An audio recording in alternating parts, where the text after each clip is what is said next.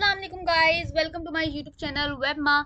आज की वीडियो में हम बात करने जा रहे हैं second generation of computer. Previous video में हमने पढ़ा था कि फर्स्ट जनरेशन ऑफ कंप्यूटर को कैसे इन्वेंट किया गया था।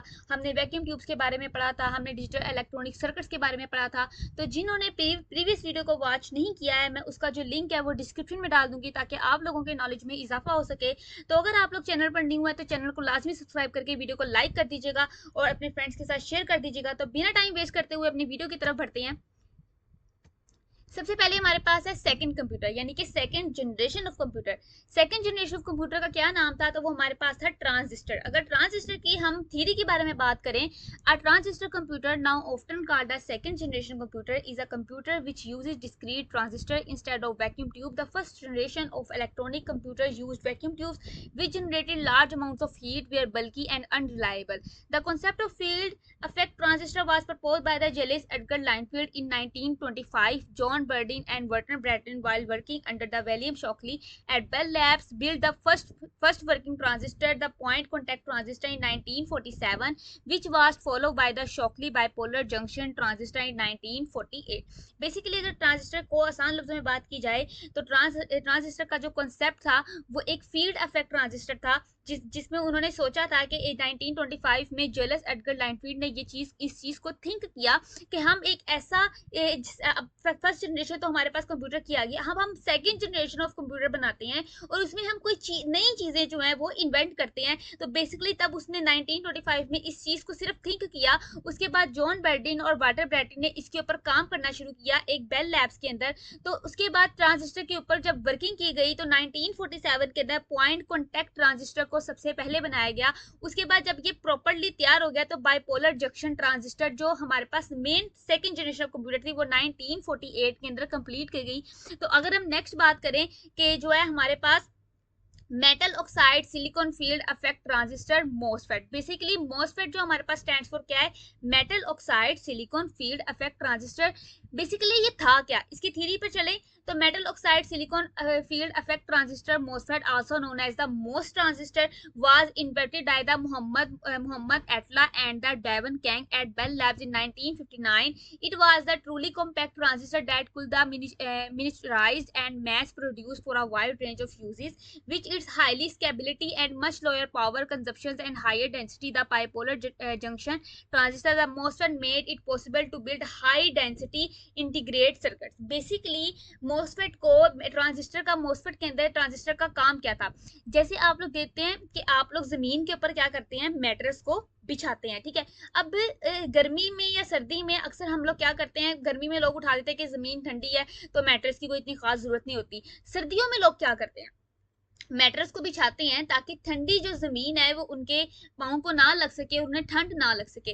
बेसिकली यही कॉन्सेप्ट अगर इसका उल्ट कर लिया जाए तो ये हमारे पास मोसफेट है। मोसफेट क्या किया गया था? मोसफेट को ट्रांजिस्टर के अंदर लगाया गया था और ये बेसिकली एक ऐसा ही ऐसी जो हमारे पास चीज थी जो हीट को अपने अंदर जनरेट करती थी और जिससे, जैसे कि हम कहते हैं कि हमारे पास पीसी और लैपटॉप्स हैं। आपने देखा होगा कि लैपटॉप के अंदर या जो हमारे पास कंप्यूटर्स होते हैं, ठीक है, उसके साइड्स पर बिल्कुल जैसे सीपीयू हो गया, वहां पर एक फैन लगा होता है। बेसिकली उस फैन का काम क्या होता है? वो वहां से क्या कर रहा होता है कि लैपटॉप जो हीट जनरेट कर रहा होता है वो उस फैन के थ्रू बाहर आ रही होती है, ठीक है। ये आप लोग एग्जैक्टली जो हमारे पास ट्रांजिस्टर में जो काम करता था शुरू में, जिसको हमारे पास जो है जिसके अंदर हाई डेंसिटी इंटीग्रेट सर्किट जिसको कहा जाता है, तो इसकी हाई स्केबिलिटी क्या थी कि ये लोअर पावर को भी अपने अंदर कंसेप्ट कर देता था और हाई डेंसिटी को क्या करता था? बाइपोलर जंक्शन के थ्रू जनरेट करता था। बेसिकली ये हमारे पास मोसफेट का कॉन्सेप्ट था। उसके बाद अगर हम बात करें लैंग्वेजेस, ऐसी कौन सी लैंग्वेजेस थी जो ट्रांजिस्टर के अंदर उन्होंने लगाई थी? तो थ्योरी पर चलते हैं। The period of second generation was from 1959 to 1965. In this generation transistors were used to were cheaper, consumed less power, more compact in size, more reliable and faster than the first generation machines made of the vacuum tubes. In this generation, magnetic cores were used at the primary memory and magnetic tape and magnetic disk and as secondary storage device. In this generation, assembly language and high-level programming languages like Fortran and COBOL were used. The computer used batch processing and multi-programming operating system. Basically, यहाँ पर वो बात क्या करना चाहता है कि जब सेकेंड जनरेशन ऑफ कंप्यूटर को 1959 और 1965 के दरमियान में इन्वेंट किया गया, तो इसके ये दिखने में क्या था, दिखने में एक बहुत ही मतलब जैसे आप कह लें कि एक छोटे साइज का था। तो बेसिकली जैसे हमने पिछली वीडियो में प्रीवियस वीडियो में हमने देखा था कि उसने एक ऐसा स्टोर्ड प्रोग्राम बनाया था। उसमें क्या करते थे लोग कि मेमोरी को, जैसे मैंने आपको कहा था कि एक कैसेट की आप लोग एग्जांपल ले लें, तो कैसेट में जैसे जैसे वो कैसेट चलती है वैसे वैसे हमारा जो सॉन्ग है या हमारी कोई वीडियो है वो प्ले होती है।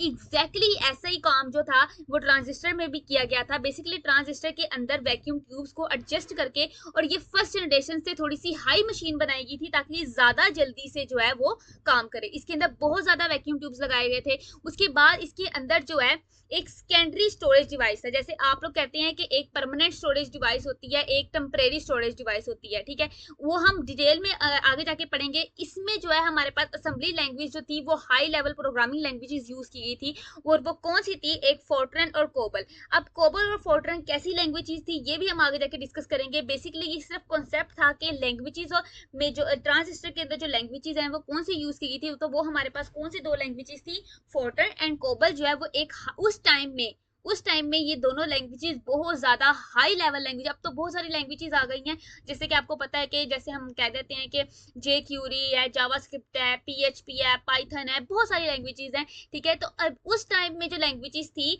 फोर्ट्रन और कोबल, इनको हाई लेवल प्रोग्रामिंग लैंग्वेजेस कहा जाता था। तो ये कंप्यूटर के अंदर उस टाइम पे यूज की गई थी, और ये मल्टी ऑपरेटिंग सिस्टम के तौर पर जो है वो यूज करें थी। मल्टी प्रोग्रामिंग आप इसके ऊपर कर सकते थे। अब बेसिकली नेक्स्ट आगे बात करें, मेन फीचर्स सेकंड जनरेशन के अंदर मेन फीचर्स कौन से थे, use of transistors, reliable in comparison to first generation computer, smaller size as compared to first generation of computer, generated less heat as compared to first generation of computer, consumed less electricity as compared to first generation of computer, faster than the first generation of computer, still very costly, AC required, sports machine and assembly language।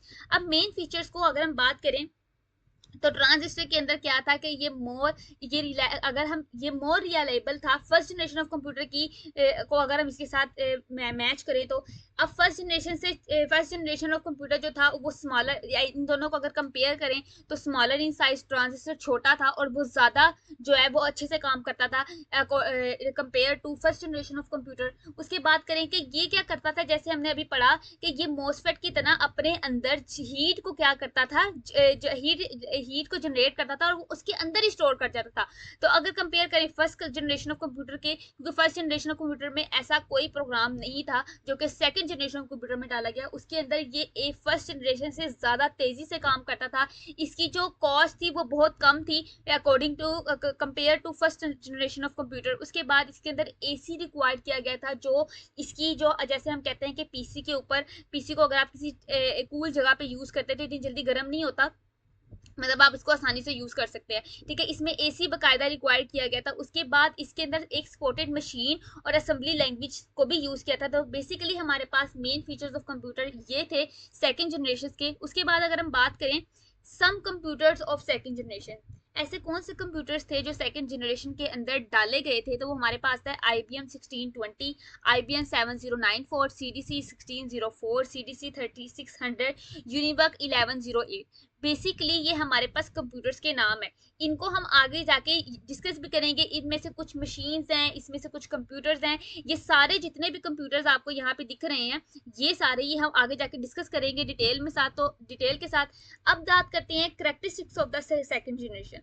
Characteristics क्या आती है second generation की, ये smaller in size था, ये circuits को change कर सकता था, पावर एनर्जी रिक्वायर करता था, लैंग्वेज यूज होती थी, स्पीड बहुत ज्यादा थी, और इसकी cost according to first generation of computer बहुत ज्यादा कम थी। अब अगर हम बात करें स्मॉलर इन साइज, जैसे हमने पिछले फीचर्स में भी पढ़ा। बेसिकली वही कॉन्सेप्ट है हमारे पास कि इसके अंदर, और एक चीज जो इसके अंदर मेन थी वो क्या थी कि इसके अंदर पावर और एनर्जी रिक्वायर की गई थी, इसके अंदर लैंग्वेजेस को यूज किया गया था, और सबसे मेन चीज कि आप इसके सर्किट्स को चेंज कर सकते थे, जो कि फर्स्ट जनरेशन ऑफ कंप्यूटर में आप नहीं कर सकते थे। उस वीडियो को आप लोग लाजमी वॉच कीजिएगा, उसमें मैंने बहुत डिटेल से फर्स्ट जनरेशन ऑफ कंप्यूटर को बताया है। उसके बाद ये कैलकुलेशन की जो स्पीड थी according compare to first generation of computer, इसकी ट्रांजिस्टर की जो स्पीड थी वो ज्यादा थी। उसके बाद हम बात करते हैं advantage of second generation and disadvantage of second generation.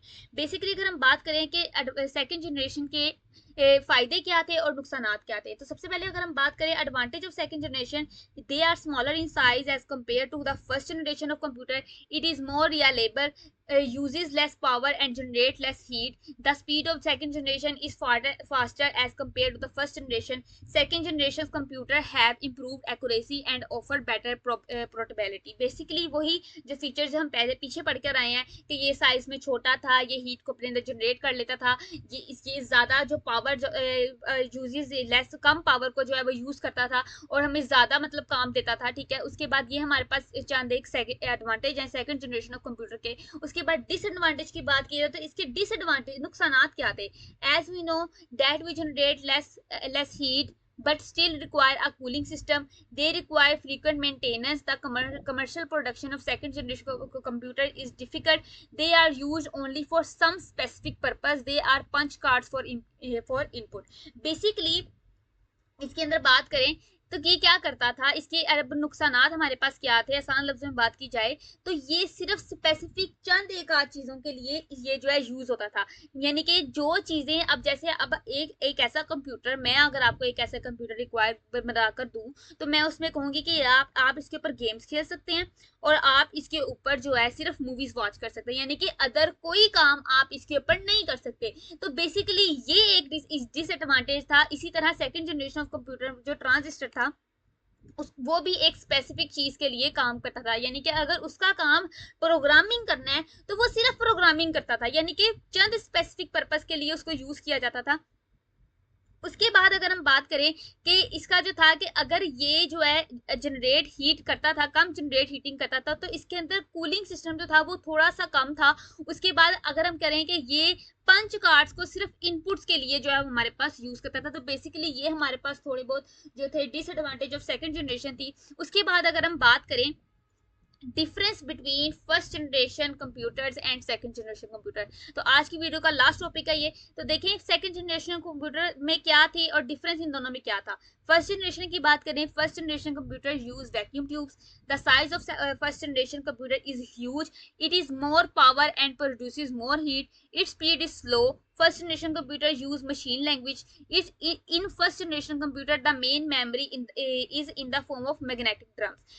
Basically यहाँ पे क्या बात करता है कि फर्स्ट जनरेशन कंप्यूटर क्या करती थी, वैक्यूम ट्यूब्स को उसके अंदर यूज किया गया था।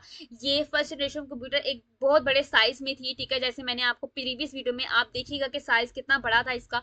उसके बाद इसमें ये बहुत ज्यादा पावर और बहुत ज्यादा जो हीट थी वो प्रोड्यूस करती थी। इसकी स्पीड बहुत ही ज्यादा स्लो थी क्योंकि ये एक फर्स्ट जनरेशन थी, तो वो एक नई इन्वेंशन थी हमारे लिए। उसके बाद हमारे पास फर्स्ट जनरेशन के अंदर मशीन लैंग्वेज को यूज किया गया था। ये भी प्रीवियस वीडियो में हमने डिस्कस किया है कि वो किस तरह से काम करती थी और किस तरह से जो वो मशीन भी बकायदा मैंने आप लोगों को दिखाई है। आप लाजमी प्रीवियस वीडियो को वॉच कीजिएगा फर्स्ट जनरेशन कंप्यूटर वाली। उसके बाद जो है इसके अंदर क्या था, ये in the form of magnetic drums की तरह ये मेमोरी को अपने अंदर बहुत कम थोड़ा स्टोर करती थी। उसके बाद देखें सेकंड जनरेशन ऑफ कंप्यूटर की बात करें, second generation of computer use transistors.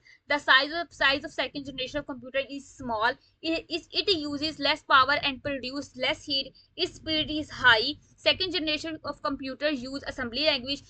Second generation of computer use assembly language. Basically यहाँ पर अगर हम बात करें, ये एक दफा दो टाइम आ गया ये एक चीज, तो इसको थोड़ा सा इग्नोर कर दीजिएगा। तो अगर हम सेकेंड जनरेशन ऑफ कंप्यूटर की बात करें तो ये क्या था, इसके फर्स्ट जनरेशन कंप्यूटर में वैक्यूम ट्यूब्स यूज किए गए थे और सेकेंड जनरेशन ऑफ कंप्यूटर में हमारे पास ट्रांजिस्टर यूज किए गए थे। फर्स्ट कंप्यूटर हमारे पास क्या था, वो बहुत बड़ा साइज में बहुत बड़ा था और कंपेयर टू सेकेंड जनरेशन अगर हम बात करें तो वो साइज में छोटा था। अब सेकेंड जनरेशन क्या यानी कि ट्रांजिस्टर क्या काम करता था कि वो पावर जो है वो कम प्रोड्यूस करता था, और जो हमारे पास हीट है वो भी कम प्रोड्यूस करता था। इसकी speed compare to first generation वो ज़्यादा हाई थी। अब इसके अंदर जो लैंग्वेज यूज़ की गई थी वो हमारे पास कौन सी लैंग्वेज थी? Assembly language. तो बेसिकली हमारे पास ये कॉन्सेप्ट था सेकंड जनरेशन ऑफ कंप्यूटर का। आई होप सो आप लोगों को वीडियो पसंद आई होगी। अगर वीडियो अच्छी लगेगी तो इसको लाइक कर दीजिएगा और चैनल को लाजमी सब्सक्राइब कर दीजिएगा। सो प्लीज़ आप लोग कमेंट सेक्शन में बताया करें कि आपको वीडियो कैसी लगी। अगर इसमें कोई मिस्टेक है तब भी आप लोग बताया करें ताकि आने वाली वीडियोस में वो मिस्टेक्स ना हो सके। So thank you so much for watching my video. मिलते हैं अपनी नेक्स्ट वीडियो के साथ। अभी तक के लिए अल्लाह हाफिज़।